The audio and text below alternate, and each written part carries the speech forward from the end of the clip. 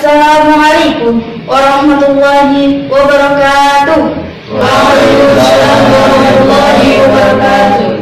Bismillahirrahmanirrahim. Alhamdulillahilladzi an'amana bi ni'matil iman wal islam wa nusalli wa nusallim ala khairil anam sayyidina Muhammadin wa ala alihi wa sahbihi ajmain. Amma ba'du. Teman-temanku santriwan serta santriwati serta hadirin rahimakumullah. Rasulullah SAW telah mengingatkan kita dalam riwayat Abu Dawud, waspadalah terhadap hasad, iri atau dengki, karena sesungguhnya penyakit hasad mengikis pahala-pahala kita sebagaimana api memakan kayu. Penyakit hasad, iri atau dengki adalah susah melihat orang lain senang dan senang melihat orang lain susah. Benci, tidak suka, kesal terhadap kenikmatan yang Allah berikan kepada orang lain dan berharap nikmat tersebut hilang dari orang itu. Maka orang yang memiliki penyakit hasad, iri atau dengki akan melakukan berbagai macam cara untuk bisa melenyapkan kenikmatan tersebut dari orang lain. Dan ada dosa-dosa lain yang ia lakukan. Apa itu? Namimah, bisa saja adu domba, ibah, fitnah, atau bentuk-bentuk kezaliman lainnya. Karena dia tidak suka melihat kenikmatan yang Allah berikan, mungkin saja berupa harta, kedudukan, kehormatan, serta kebahagiaan lainnya. Maka orang-orang yang iri, yang dengki, maka pahalanya akan terkikis sebagaimana api memakan kayu. Mungkin saja ibadah kita baik, kita sholat, kita puasa, kita mengaji, kita melakukan apa yang dicintai oleh Allah.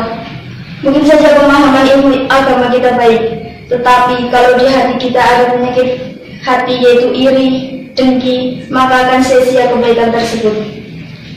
Pernahkah kita mendengar dalam riwayat Ahmad, Rasulullah pernah berkumpul dengan seorang sahabat dan sahabat lainnya. Kemudian ada seorang laki-laki yang lewat.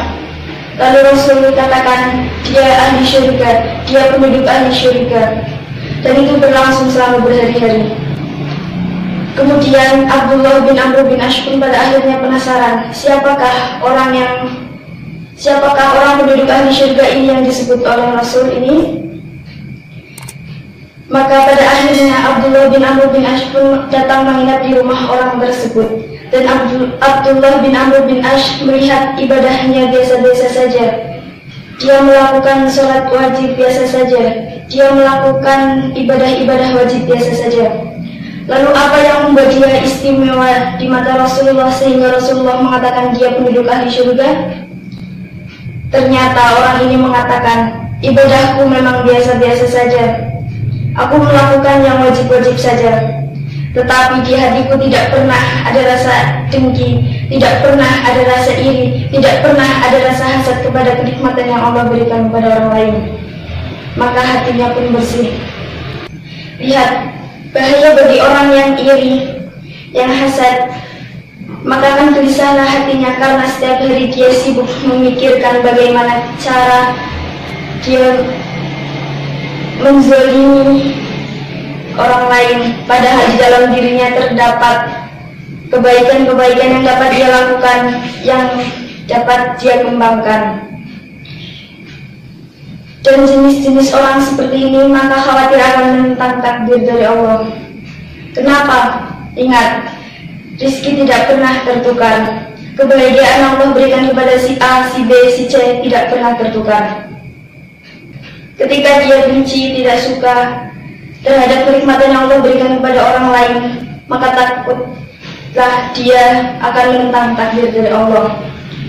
Bukankah Rasulullah pernah mengingatkan kepada Ibnu Abbas radhiyallahu anhu, wahai nak, ketika semua orang di muka bumi ini berkumpul untuk memberimu manfaat, maka tidak akan pernah terjadi jika Allah tidak mengizinkan itu. Maka sebaliknya, jika semua orang berkumpul untuk memberimu bahaya mudarat, maka tidak akan pernah terjadi jika Allah tidak mengizinkan itu. Maka mudah-mudahan kita selalu ingat dengan sabda-sabda Rasulullah, Janganlah kita membenci, janganlah kita saling mendengki, janganlah kita saling membelakangi, karena sesungguhnya kita hamba-hamba Allah yang bersaudara. Mungkin hanya inilah yang bisa saya sampaikan, kurang lebihnya saya mohon maaf. Wabillahi taufiq wal hidayah wal inayah. Wassalamualaikum warahmatullahi wabarakatuh. Waalaikumsalam warahmatullahi wabarakatuh.